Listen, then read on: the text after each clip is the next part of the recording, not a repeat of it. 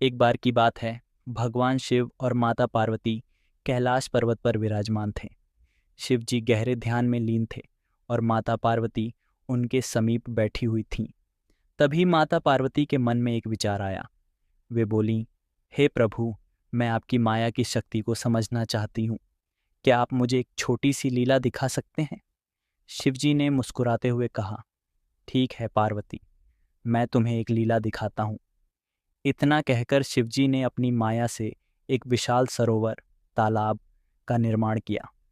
सरोवर का पानी इतना निर्मल और शांत था कि उसमें आकाश का प्रतिबिंब साफ दिखाई दे रहा था।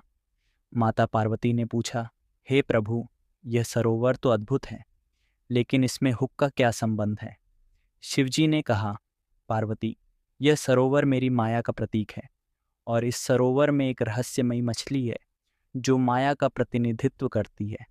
उसे पकड़ने के लिए एक हुक की आवश्यकता होगी। माता पार्वती ने आश्चर्य से पूछा, हे प्रभु, क्या मैं उस मछली को पकड़ सकती हूँ? शिवजी ने मुस्कुराते हुए एक सुनहरा हुक माता पार्वती को दिया और कहा, इस हुक का प्रयोग करो, लेकिन याद रखना, यह हुक सिर्फ एक साधन है। असली शक्ति तुम्हारे विश्वास और धैर्य में है। माता पार्वती ने हुक को सरोवर में डाला। कुछ ही देर में उन्हें लगा कि हुक पर किसी ने खिंचाव डाला है। उन्होंने धैर्यपूर्वक हुक को खींचा और देखा कि उस पर एक चमकदार मछली लटकी हुई है। मछली ने माता पार्वती से कहा, हे देवी, आपने मुझे पकड़ लिया है, लेकिन क्या आप जानती हैं कि मैं कौन हूँ? माता पार्वती ने पूछा, तुम कौन हो? मछली ने उत्तर दिया, मैं आपकी ही माया हूँ। आपने मुझे पकड़ लिया है, लेकिन क्या आप मुझे समझ पाई हैं? माया को पकड़ना आसान है, लेकिन उसे समझना बहुत कठिन। माता पार्वती ने मुस्कुराते हुए मछली को वापस सरोवर में छोड़ दिया और शिवजी से कहा, हे प्रभु, अब मैं समझ गई हूँ।